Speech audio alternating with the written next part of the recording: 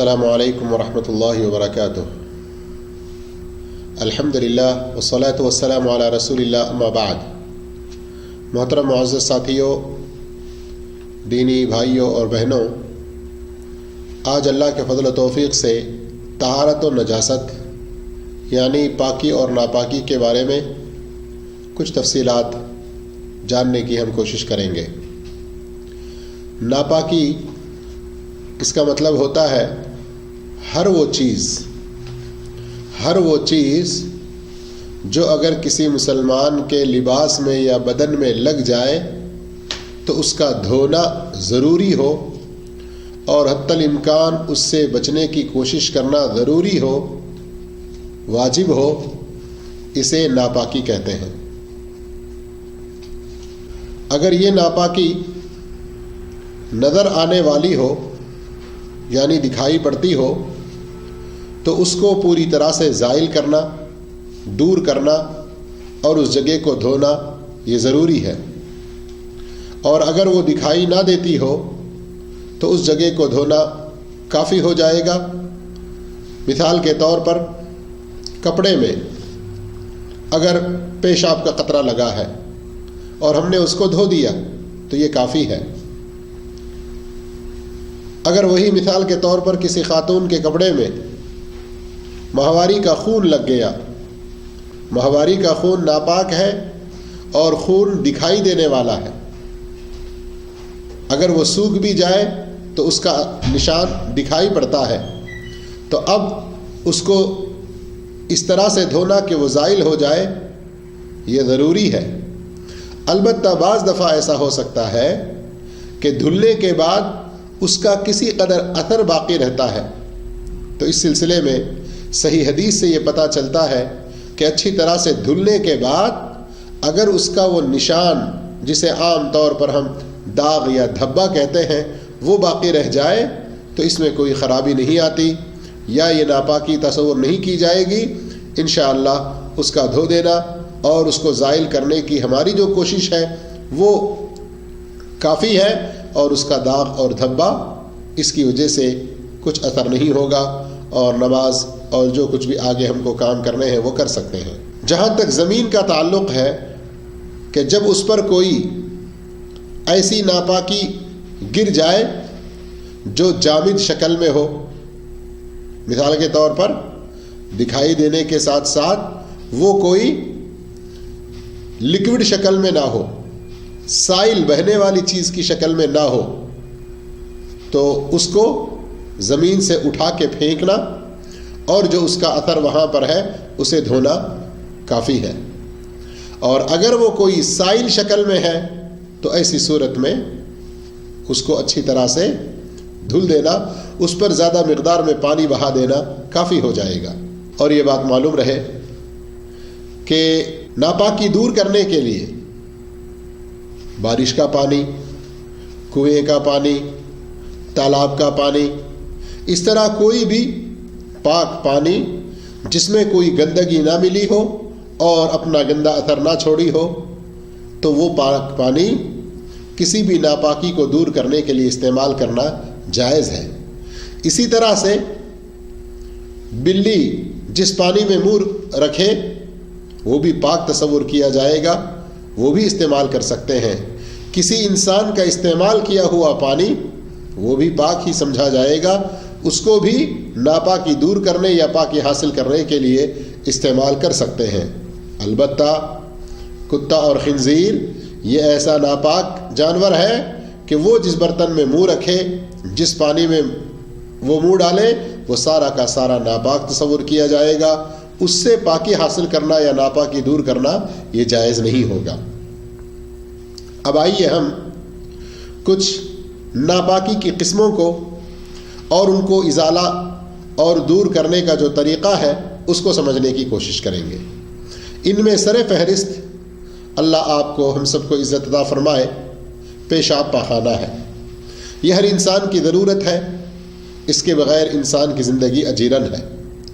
لیکن ان ناپاکیوں کے بارے میں نبی کریم صلی اللہ علیہ وسلم کی تعلیمات کو سمجھنا بھی انتہائی ضروری ہے۔ انشاءاللہ ان قسموں کو بیان کرنے کے بعد قضائے حاجت کے آداب بھی ہم بیان کریں گے، تو وہاں انشاءاللہ کئی ساری چیزوں کی اور تفصیلات بھی آ جائیں گی. لیکن مختصراً جو چیزیں ناپاکی میں شمار کی جاتی ہیں ان میں پہلے نمبر پر، دوسرے نمبر پر پیشاب اور پخانہ ہے. نبی کریم صلی اللہ علیہ وسلم مسجد میں بیٹھے ہوئے تھے، کچھ صحابہ کرام بھی موجود تھے کہ ایک اعرابی بدو آیا اور مسجد کے ایک کنارے میں ایک طرف پیشاب کرنے لگا. صحابہ کرام نے اس کو ڈانٹا. نبی کریم صلی اللہ علیہ وسلم نے صحابہ کو ڈانٹنے سے منع کیا. پھر اس کے بعد جب وہ پیشاب سے فارغ ہو گیا تو آپ صلی اللہ علیہ وسلم نے اس کو بلا کر نصیحت کی اور صحابہ کرام کو حکم دیا کہ ایک ڈول پانی اس جگہ بہا دو جس جگہ اس بدو نے پیشاب کیا ہے. آپ صلی اللہ علیہ وسلم نے اس کو جو سمجھایا یہ تھا کہ یہ مساجد اللہ کے گھر ہیں، ان کو پاک و صاف رکھنا چاہیے اور یہاں پیشاب وغیرہ ان چیزوں کی گندگی نہ پڑنے پائے، اس کا احتیاط کرنا چاہیے. تو وہ شخص بڑا خوش ہوا نبی صلی اللہ علیہ وسلم کے حسن اخلاق اور آپ کے حسن تعلیم سے، اور آپ کو دعائیں دینے لگا. بتانے کا مقصد نبی کریم صلی اللہ علیہ وسلم کا یہ فرمان، اس نے جہاں پیشاب کیا وہاں پر ایک ڈول پانی بہا دو تو وہ جگہ پاک ہو جائے گی. تو اس سے پیشاب کی ناپاکی کا بھی علم ہوا اور اس جگہ کو پاک کیسے کیا جائے اس کا بھی ہمیں علم ہوا. اسی طرح سے میرے بھائیوں، آپ صلی اللہ علیہ وسلم کا ایک فرمان ہے سنن ابی داؤد میں، اذا وطئ احدکم بنعلہ الاذى فان التراب له طہور. جب تم میں سے کوئی اپنے چپل یا جوتے سے پاخانے کو روندے پھر آگے وہ مٹی میں اپنے اس پیر کو رگڑ لے تو یہ اس کے لیے کافی ہو جائے گا. تو یہاں آپ صلی اللہ علیہ وسلم کا یہ فرمانا کہ مٹی یہ طہور ہے، لفظ طہور تو کے فتح کے ساتھ ہو تو یہ پاک کرنے والا یہ معنی میں آتا ہے. تو اس سے اعتبار سے پتہ چلا کہ انسان کو اگر پانی میسر ہے اچھی طرح سے دھل لیا اپنے پیر کو، جوتے کو، چپل کو تو بھی ٹھیک ہے. پیدل چلتا جا رہا ہے، آگے اسے مٹی نظر آئی، اس مٹی میں اس طرح سے اس نے اپنے پیر کو رگڑا کہ وہ گندگی بھی دور ہو گئی تو اب یہ جوتا بھی اس کا پاک سمجھا جائے گا. البتہ وہ بچہ جو ابھی دودھ پی رہا ہو اپنی ماں کا اور ابھی کھانے کے قابل نہ ہوا ہو، کھانے کی عمر کو نہ پہنچا ہو، اس کے پیشاب کے بارے میں نبی کریم صلی اللہ علیہ وسلم کا یہ فرمان ہے کہ یغسل من بول الجاریہ ویرش من بول الغلام، کہ اگر بچی ہے تو اس نے جہاں پیشاب کیا ہے وہاں پانی ڈالا جائے گا، دھویا جائے گا. لیکن اگر پیشاب بچے کا ہے جو بھی کھانے کی عمر کو نہیں پہنچا، دودھ پینے والا ہے، تو اس کے پیشاب کیے ہوئے جگہ پر پانی کے چھینٹے دے دیں تو یہ اس کی پاکی کے لیے کافی ہے. اسی طرح سے میری ماں اور بہنوں اور بھائیوں، ناپاکیوں میں ایک تیسری چیز کتے کا جھوٹا ہے. کتا جس برتن میں منہ رکھ دے وہ چیز یہ نہیں کہ صرف ناپاک ہی ہوتی ہے بلکہ بڑھ کر اس کو دھونے کا طریقہ بھی اسلام میں بتایا گیا ہے. ذرا اس حدیث پر توجہ فرمائیں. آپ صلی اللہ علیہ وسلم نے فرمایا طہور اناء احدکم اذا ولغ فیہ الکلب ان یغسلہ 7 مرات اولاہن بالتراب. مسلم شریف کی یہ حدیث کہ جب کتا تم میں سے کسی کے برتن میں منہ ڈالے اس کے پاک ہونے کا، اس کو پاک کرنے کا یہ طریقہ ہے کہ اس کو 7 مرتبہ اچھی طرح سے دھلے اور 8ویں بار 8 میں سے 7 مرتبہ ایسے ہی دھلے اور 1 مرتبہ ضرور مٹی کے ساتھ دھلے. ذرا آپ غور فرمائیے، آپ صلی اللہ علیہ وسلم اتنی تاکید یہ فرما رہے ہیں اس لیے کہ اس کا جو لعاب ہے اس میں بہت خطرناک قسم کے جراثیم ہوتے ہیں جو بہت ساری بیماریوں کا سبب بنتے ہیں. اس لیے شریعت مطہرہ نے کتوں کے جھوٹوں سے بچنے کے لیے اتنی تاکید فرمائی ہے. اور آج کل بہت سارے اپنے آپ کو مہذب، ماڈرن، ترقی یافتہ، تہذیب یافتہ جو سمجھتے ہیں، کتوں کو پالنا، اس کے منہ میں منہ رکھ کے اس کو پیار کرنا، اس کو اپنے گود میں بٹھا کے ساتھ میں کھلانا، میرے بھائیوں یہ ساری چیزیں ایک مسلمان کے لیے کبھی زیب نہیں دیتی. بلکہ شکاری کتا، کھیتی کا کتا، بکریوں کے ریوڑ کی حفاظت کے کتا، ان 3 کتوں کو چھوڑ کر اپنے گھروں میں کتے پالنے والوں کے بارے میں آپ صلی اللہ علیہ وسلم نے یہ دھمکی سنائی کہ ہر دن ان کی نیکیوں میں سے 1 قیرات نیکیاں کم ہوتی چلی جاتی ہیں. بہت بڑا خسارہ ہے. اس لیے ہمیں کتوں سے بچنا چاہیے، پرہیز کرنا چاہیے اور اس کے جھوٹے سے بھی بچنا چاہیے. اسی طرح سے روث جسے کہا جاتا ہے، یعنی گوبر اور گوبر کے بنے ہوئے، یہ خود ناپاک ہوا کرتے ہیں، ان سے پاکی حاصل نہیں کی جا سکتی. حضرت عبداللہ بن مسعود رضی اللہ تعالیٰ عنہ بیان کرتے ہیں کہ نبی کریم صلی اللہ علیہ وسلم نے ایک موقع پر مجھ سے فرمایا، جب میں آپ کی قضاء حاجت کے لیے آپ کی مدد کرنے کی غرض سے آپ کے پیچھے پیچھے جا رہا تھا تو فرمایا کہ 3 پتھر لے آؤ. میں نے تلاش کیا تو مجھے نہ ملا. 2 پتھر اور 1 سوکھا ہوا گوبر جو سخت ہوتا ہے وہ لے جا کر دیا. تو اللہ کے نبی صلی اللہ علیہ وسلم نے 2 پتھر تو لے لیے اور سوکھا ہوا جو گوبر اس کو پھینک دیا اور کہا یہ خود ناپاکی ہے، اس سے پاکی حاصل نہیں کی جا سکتی. اسی طرح سے خواتین کو جو ماہواری آتی ہے یا زچگی کے بعد نفاس کی جس حالت میں وہ ہوتی ہیں، یہ حالت بھی ناپاکی ہے اور وہ خون بھی ناپاک ہے. نبی کریم صلی اللہ علیہ وسلم نے اس سلسلے میں فرمایا فَإِذَا طَهُرْتِ فَاغْسِلِي مَوْضِعَ الدَّمِ ثُمَّ صَلِّي فِيهِ، کہ جب تم پاک ہو جاؤ تو اپنے کپڑے میں جہاں یہ خون کے دھبے لگے ہوئے ہیں ان کو اچھی طرح سے دھل لو اور پھر اسی کپڑے میں تم نماز پڑھنا چاہو تو پڑھ لو. تو سوال ہوا کہ اگر دھلنے کے بعد بھی اس کا اثر زائل نہ ہو، اس کا داغ نظر آنے لگے تو کیا کیا جائے؟ تو آپ صلی اللہ علیہ وسلم نے فرمایا یکفیک الماء ولا یضرک اثرہ، تمہارا اسے پانی سے دھو دینا کافی ہے، اس کا جو داغ دکھائی پڑ رہا ہے وہ تمہیں کوئی نقصان نہیں پہنچائے گا. اس طرح سے یہ چیزیں ناپاکی میں شمار کی جاتی ہیں. ان کے علاوہ انسان کی شرمگاہ سے،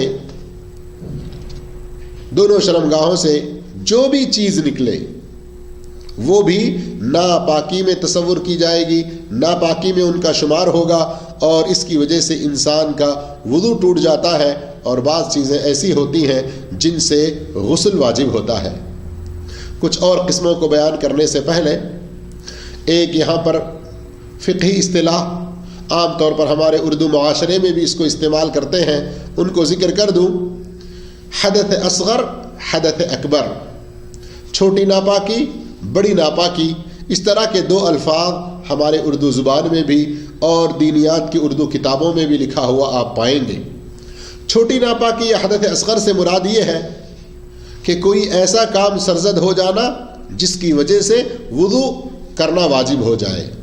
نماز پڑھنا ہے، کعبۃ اللہ کا طواف کرنا ہے، قرآن مجید کی تلاوت کرنا ہے تو وضو چاہیے، وضو کی حالت میں ہونا چاہیے.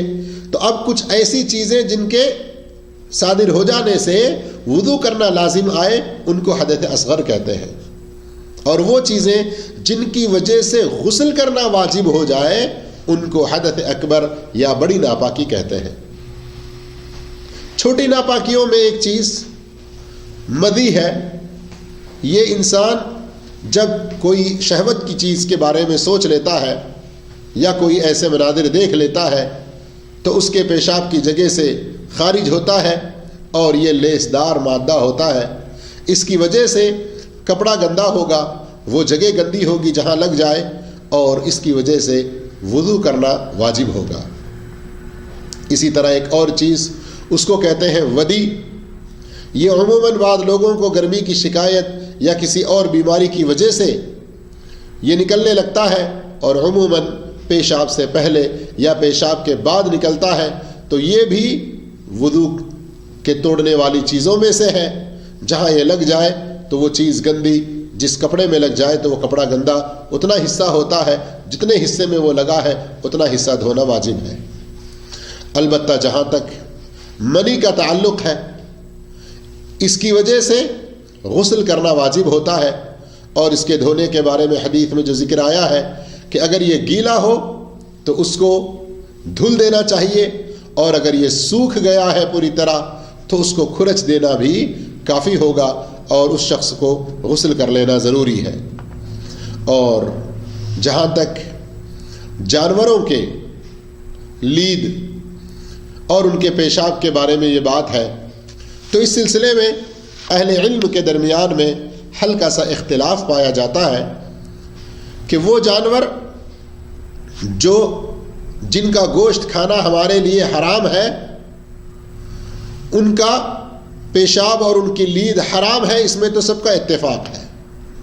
البتہ وہ جانور جن کا گوشت کھایا جاتا ہے، مثلا اونٹ ہے، بکری ہے، گائے ہے، تو ان کی لید اور ان کا پیشاب یہ پاک ہے یا ناپاک ہے، اس بارے میں ہمارے درمیان جو مشہور 4 فقہی مسالک ہیں، حنبلیہ اور مالکیہ، یہ دونوں ایک طرف ان کا یہ خیال ہے، ان کا یہ کہنا ہے بعض احادیث کی روشنی میں کہ وہ جانور جن کا گوشت کھانا حلال ہے، ان کا پیشاب، ان کی لید پاک ہے.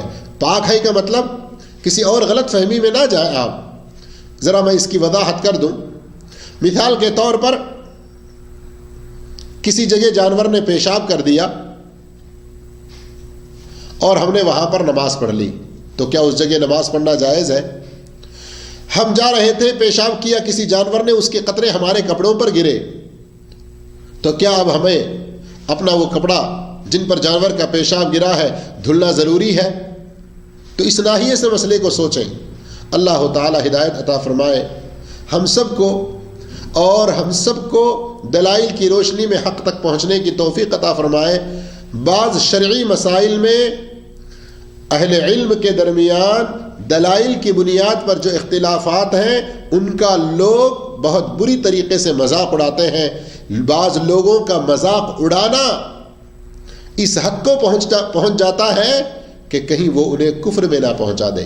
اس لیے ہمیں اللہ سے ڈرنا چاہیے، اور اختلافی بعض مسائل جن میں اہل علم، چوٹی کے پہنچے ہوئے علماء اختلاف کر رہے ہیں، تو ان کے دلائل کا ہمیں جائزہ لے کر دلیل کی روشنی میں جو بات ہمیں سمجھ میں آئے اس پر عمل کریں، تو اللہ کے پاس انشاءاللہ ہم سرخرو اور کامیاب ہوں گے.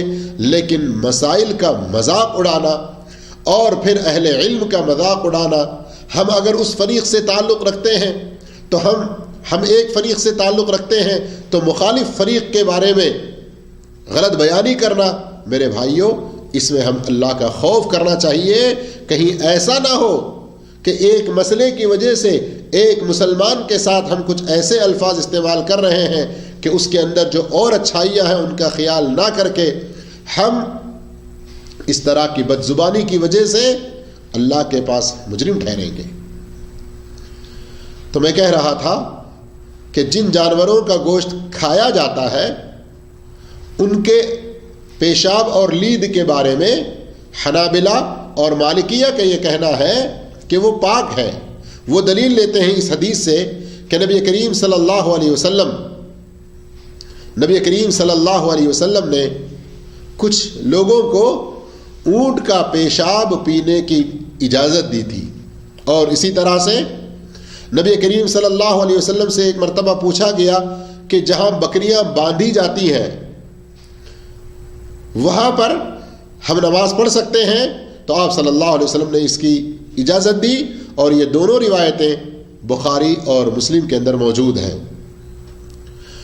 جہاں تک شافعیہ اور احناف ہیں، ان کا یہ کہنا ہے کہ جن جانوروں کا گوشت کھایا جاتا ہے ان کا پیشاب اور ان کی لید بھی ناپاک ہے۔ وہ دلیل اس سے لیتے ہیں کہ آپ صلی اللہ علیہ وسلم نے اونٹوں کو باندھنے کی جگہ نماز پڑھنے سے منع کیا ہے۔ اونٹوں کو باندھنے کی جگہ نماز پڑھنے سے منع کیا ہے، اور یہ حدیث مسلم شریف میں موجود ہے، حدیث نمبر 360۔ تو بہرحال اللہ تعالیٰ تمام علماء اور ائمہ اکرام پر اپنی مغفرتیں اور اپنی رحمتیں فرمائے۔ یہ تھوڑی سی ان کے بارے میں وضاحت تھی۔ اب آئیے ہم مختصر وقت میں کچھ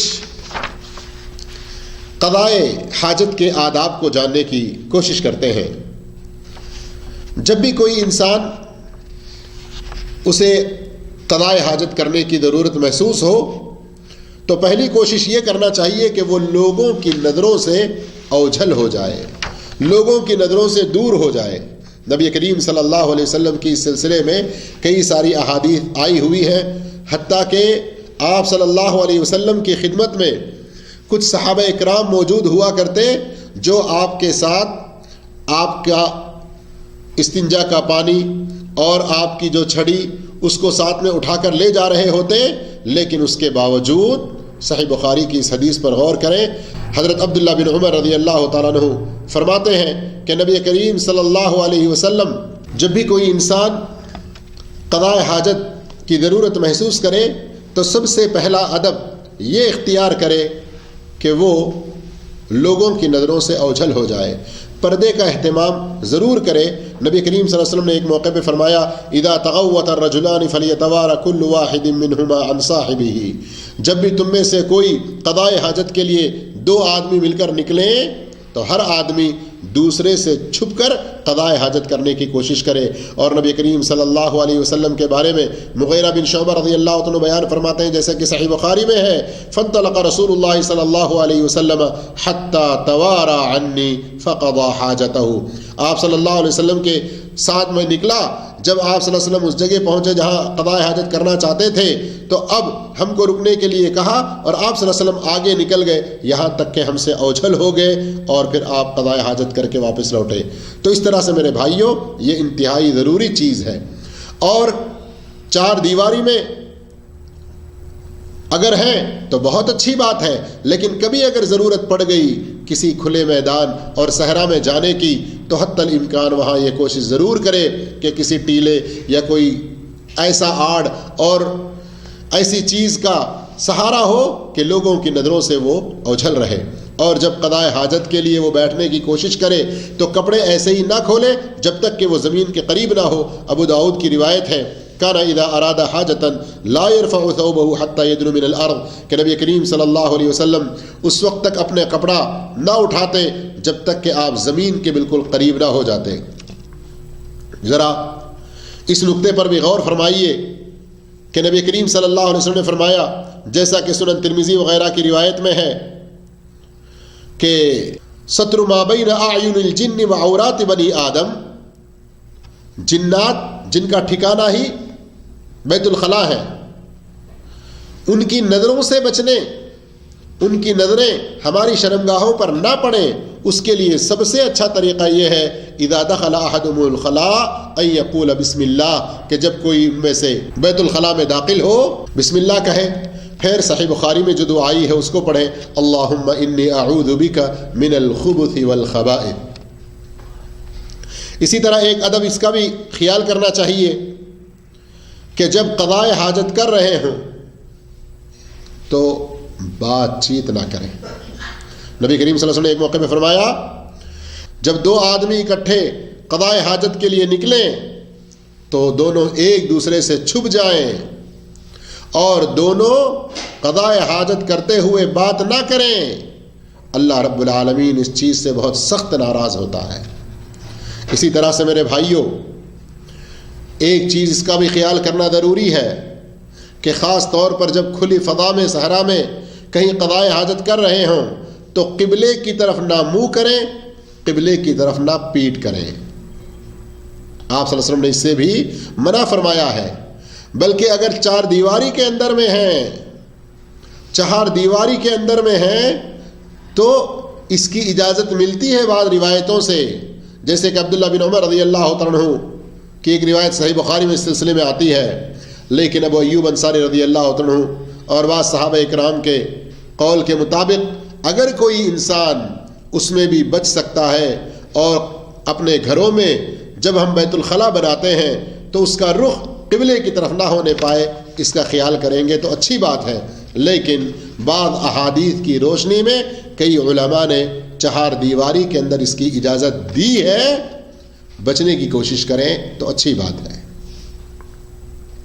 اسی طرح بعض دفعہ انسان سفر میں ہوتا ہے یا دیہات کی زندگی میں ہے تو ہم قضائے حاجت کے لیے وہاں جب باہر جاتے ہیں تو ایسی جگہوں پر قضائے حاجت کرنے سے ہم پرہیز کریں جہاں کرنے کی وجہ سے ہم لعنت کے شکار ہو جاتے ہیں. اللہ اکبر. نبی کریم صلی اللہ علیہ وسلم کا فرمان ہے اتقوا اللعانین قالوا وما اللعانان یا رسول اللہ. لعنت زدہ چیزوں سے تم بچو، لعنت کی 2 جگہوں سے بچو. آپ صلی اللہ علیہ وسلم سے پوچھا گیا کہ وہ کیا ہیں، تو آپ صلی اللہ علیہ وسلم نے فرمایا الذی یتخلی فی طریق الناس او فی ظلہم. لوگوں کے راستے میں یا کسی سائے دار جگہ میں قضاء حاجت کرنا یہ اللہ کی لعنت کا سبب بنتا ہے. اسی طرح سے ایک اور حدیث جو سنن ابی داؤد میں ہے، وہاں آپ صلی اللہ علیہ وسلم نے فرمایا اتقوا الملاعن الثلاثہ. 3 لعنت کی جگہوں سے بچو. ایک وہ جگہ جہاں پانی پیتے ہیں. اللہ اکبر. اس سلسلے میں بہت بڑی کوتاہی لاپرواہی کی جاتی ہے. بہت بڑی لاپرواہی کوتاہی کرتے ہیں وہ لوگ جو تالابوں کے قریب رہتے ہیں، جہاں بعض کنوؤں کے قریب جہاں لوگ پانی بھرنے کے لیے آتے ہیں. اس سے ہمیں اللہ کا خوف کھانا چاہیے کہ لعنت کا شکار ہو جائیں گے اس طرح کی غلط حرکتوں کی وجہ سے. اور بعض دفعہ یہ دیکھا جاتا ہے کہ راستے کے اطراف میں اور اسی طرح سائے دار جگہوں میں بھی لوگ قضائے حاجت کرتے ہیں اور ہمیں اس سلسلے میں روکا گیا ہے. قضائے حاجت کے موقع پر ایک اور ادب جس کا خیال کرنا ضروری ہے وہ یہ کہ پیشاب کے چھینٹوں سے ہم پوری طرح سے بچیں. کیوں؟ پیشاب کے چھینٹوں سے جو شخص نہیں بچتا، پیشاب پاخانے سے فارغ ہونے کے بعد پانی سے دھلائی اور صفائی نہیں کرتا، وہ قبر کے عذاب میں بھی مبتلا ہوگا. نبی کریم صلی اللہ علیہ وسلم کا گزر دو قبروں سے ہوا. ان میں سے ایک کے بارے میں آپ صلی اللہ علیہ وسلم نے فرمایا کان احدہما لا یستتر من بولہ. ان میں سے ایک پیشاب کے چھینٹوں سے بچا نہیں کرتا تھا. ایک اور روایت ابن ماجہ کی اس میں ہے اکثر عذاب القبر من البول. قبر کا جو عذاب ہے اس کے اسباب میں ایک بہت بڑا سبب پیشاب کے چھینٹوں سے نہ بچنا یا پیشاب کر کے استنجا نہ کرنا ہے. اور آج کالجوں میں پڑھنے والے بہت سے بچے ایسے ہیں جو بہانہ بناتے ہیں کہ ہمیں طہارت کے لیے پانی کا انتظام نہیں تھا اس لیے ہم استنجا کر کے نہ دھل سکے. اللہ کا خوف کریں، اپنے آپ کو قبر کے عذاب میں مبتلا نہ کریں. اس طرح کی چھوٹی سی کوتاہی کرتے ہوئے پانی نہ ملنے کی جگہ پر ایسا ڈھیلا استعمال کرنے کی اجازت شریعت نے دی ہے جو پانی کو چوستا ہو. لیکن استنجا کے موقع پر، صفائی کے موقع پر ہڈی اور لید ان جیسی چیزوں کے استعمال سے اپنے آپ کو بچانے کی کوشش کریں. اسی طرح سے میرے بھائیوں، پیشاب پاخانے سے فراغت کے بعد پانی سے دھلنا یہ افضل ہے. اور پانی نہ ملنے کی صورت میں ایسے ڈھیلے استعمال کر سکتے ہیں جو پانی کو چوستے ہوں. اگر کوئی پہلے ڈھیلے استعمال کر کے پھر پانی استعمال کرتا ہے تو یہ اور بھی اچھی بات ہے. اللہ رب العالمین نے ان کی بڑی تعریف بھی فرمائی ہے جیسا کہ سورہ توبہ آیت نمبر 108 میں ہے. قضائے حاجت کے آداب میں سے ایک یہ بھی ہے کہ قضائے حاجت کے دوران اپنے دائیں ہاتھ کو شرمگاہ کے پکڑنے یا صفائی وغیرہ کے لیے استعمال نہ کریں، الا یہ کہ کوئی آدمی بائیں ہاتھ سے مجبور ہو تو ایک الگ بات ہے، لیکن عام طور پر اس کا ہمیں خیال کرنا چاہیے. اسی طرح سے میرے بھائیوں، بہت سے لوگ یہ خیال کرتے ہیں کہ پیشاب کھڑے ہو کر کرنا کوئی گناہ کا کام ہے. نہیں، بوقت ضرورت عام طور پر بیٹھ کر پیشاب کرنا چاہیے. کیوں؟ اس میں زیادہ احتیاط ہے. اور پیشاب کے چھینٹوں سے بچنا یہ بہت زیادہ ضروری ہے۔ کوئی ایسی جگہ ہے جہاں آپ کو بیٹھ کر پیشاب کرنے میں اس بات کا خطرہ ہو کہ چھینٹے آپ کے اوپر اچھلیں گے، آپ کے پیروں پر اچھلیں گے، کپڑوں پر اچھلیں گے، لیکن کھڑے ہو کر کرنے سے آپ پیشاب کے چھینٹوں سے بچ سکتے ہیں، ایسا امکان ہے تو پھر کھڑے ہو کر کرنے میں کوئی حرج کی بات نہیں ہے۔ میرے محترم بھائیوں، معزز ساتھیوں، طہارت اور پاکی صفائی سے متعلق یہ کچھ باتیں تھیں، اور قضاء حاجت کے بارے میں یہ کچھ مسائل تھے، کچھ آداب تھے جن کا ذکر آپ کے سامنے کیا گیا ہے۔ انشاءاللہ آگے انتظار کیجئے جس میں ہم وضو سے متعلق بہت سے اچھے مسائل اور ان کی جو بہت ساری فضیلتیں ہیں وہ آپ کے سامنے رکھنے والے ہیں۔ یہاں میں آخر میں یہ بات بھی ذکر کر دوں کہ یہاں قضاء حاجت سے متعلق جو آداب کا ذکر ہوا اور ناپاکی کو دور کرنے کے جو چند مسائل بیان ہوئے، ان کو ہم نبی کریم صلی اللہ علیہ وسلم کا طریقہ اور ہمارے اسلام کی دی ہوئی تعلیمات سمجھ کر عمل کریں گے تو اس میں جہاں ہماری اپنی صفائی ہے وہیں پر ہمارے لیے بہت بڑے اجر و ثواب کی بات ہے۔ ایک موقع پر سلمان فارسی رضی اللہ تعالیٰ عنہ سے مذاق کرتے ہوئے آپ رضی اللہ تعالیٰ عنہ کو چھیڑنے کے اور ستانے کی غرض سے یہودیوں نے کہا کہ یہ نعوذ باللہ استغفر اللہ، تمہارا نبی کیسا ہے جو تمہیں پیشاب پاخانے کے آداب تک بتلاتا ہے؟